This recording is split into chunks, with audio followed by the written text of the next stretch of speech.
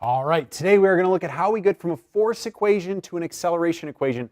Now, the only way you can do this, well, if you want to do anything with the acceleration equation in terms of going to a velocity equation, which we're going to do here, is you need a force equation that's in terms of time. Okay? If we have a force equation in terms of distance, we're going to do that a little different using the work-energy theorem. All right, so I have a force equation with respect to time, so I'm going to show you how we could maybe find the max velocity of a hoverboard.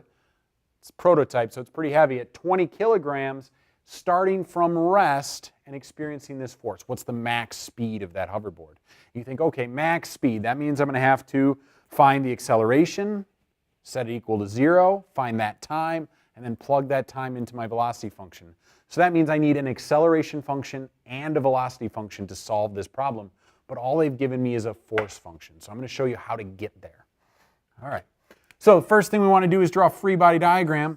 So acting on my hoverboard, I do have my force, that value. I have mg, and I have some levitating force.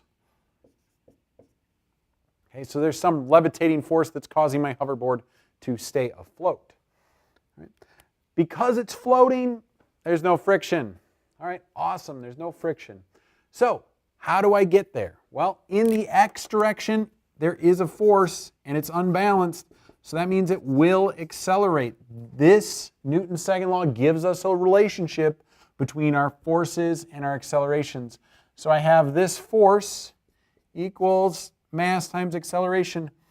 And in order to find an acceleration function, I have to take my force function and divide by m. So in our case, m is 20. So in order to get my acceleration function, I'm just going to divide each term by 20.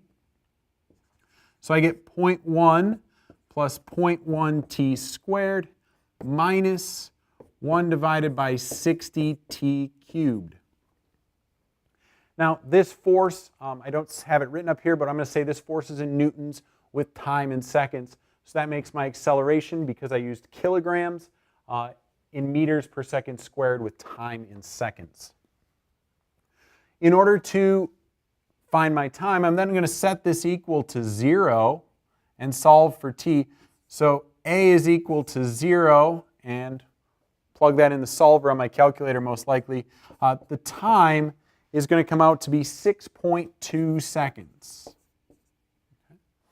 Now I need to plug that into my velocity function to find the max velocity. So I need a velocity function, and to get from acceleration to velocity, I do need to take an integral. So my velocity function is going to be 0.1t plus t cubed divided by 3, so 30 here, because it's 0.1, minus t to the 4th divided by 4 times 60, so 240, plus c. What is c for my velocity function? It is my initial velocity. What was my initial velocity? Starts at rest, so this value is 0. I can then go ahead and solve my velocity function at that 6.2 seconds to find my max velocity. And my max velocity comes out to be about 2.4 meters per second. Again, this is how we get from a force function to dealing with motion, acceleration, velocity. Our key, though, is we need to have a force function in terms of time in order to do this. If it's in terms of position, we are going to need to do a different route, which is work kinetic energy.